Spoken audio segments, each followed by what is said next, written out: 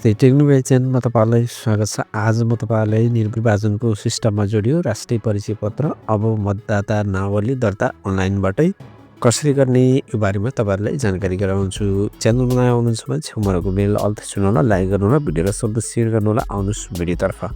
आजदेखि राष्ट्रिय परिचय पत्र नम्बर भएका नागरिकले निर्वाचन कार्यालय नगई अनलाइनबाट आफै मतदाता नावलीमा नाम दर्ता गर्न पाउने भएका छन्।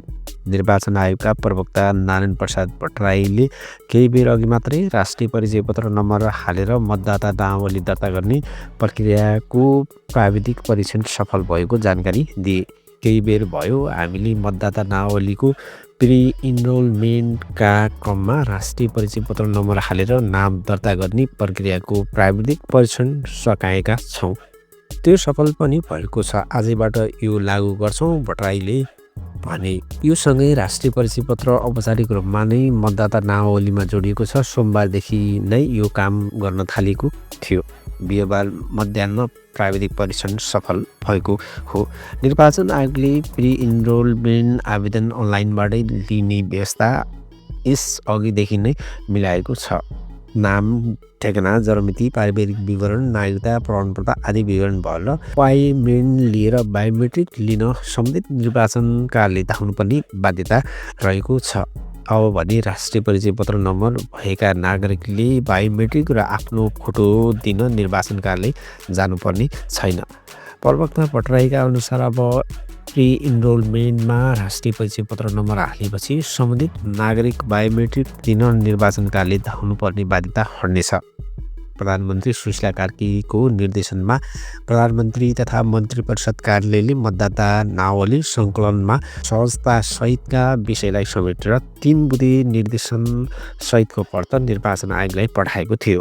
जसअनुसार आयोगको अनलाइन प्रणालीमा मतदाता नावली दर्ताको चाप व्यवस्थापन गर्न बिहान 7 देखि साँझ 7 बजीसम्म 2 शर्तमा काम थालिएको थियो। जनशक्ति पनि बढाइएको र प्राविधिक समस्याको पनि तत्काल समाधानको व्यवस्था मिलाएको थियो। प्रधानमन्त्रीकै सहजीकरणमा राष्ट्रिय परिचय पत्र तथा पञ्जीकरण विभाग सङ्कलित जैविक तथ्याङ्क बायोमेट्रिक निर्वाचन आयोगलाई उपलब्ध गराउन तयार भएको थियो। सोही सक्रियतापछि अब राष्ट्रिय परिचय पत्र नम्बर भएका र आफै निर्वाचन कार्यालयमा उपस्थित हुन नसक्ने मतदाताले अनलाइनबाटै मतदाता नावली दर्ता गर्न सक्नेछन्। निर्वाचन आयोगका अनुसार हालसम्म 1,83,77,000 मतदाता आयोगको तथ्याङ्कमा अभिलिखित रहेका छन्।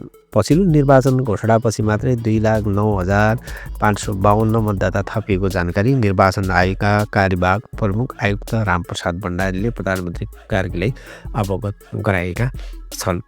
मतदाता नावलीमा नाम दर्ताका लागि निवेदन बुझाउने सङ्ख्या झन बढ्दै गएकाले आयोगको वेबसाइटमा अत्याधिक चाप परिरहेकोले केही समयमै कायमै रहेको प्रवक्ता भट्टराईले बताए। आगामी 21 फागुनमा हुने प्रतिनिधि सभाको निर्वाचनका लागि 30 कार्तिकसम्म मतदाता नावली नाम दर्ता गर्ने समय तोकेको छ।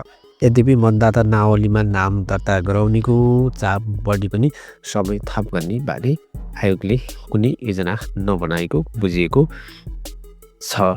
पक्कै पनि यो एकदमै सहजीकरण भएको छ साथीहरू। हामीले अब राष्ट्रिय परिचय पत्र हामीसँग छ भने हामीले अब निर्वाचन आयोगको लागि अथवा भोटर कार्डको लागि सिधै हामीले फर्म फिलअप गरेर हामी कार्यालयमै अथवा निर्वाचन आयोगको अवश्य जान्नुपर्ने यो सिस्टम अब केही समयबाट सुरु हुनेछ अथवा सुरु भइसकेको छ र जुन अनलाइन सिस्टमहरू छ त्यो पनि सुरु हुनेछ। तपाईँहरूले जानकारीको लागि भिडियो मैले सेयर गरेको हो। अझ पनि तपाईँहरूले सम्बन्धित कार्यालयमा बुझ्नु होला। मैले जानकारीको लागि मात्रै। हस्, thank you for watching video. By.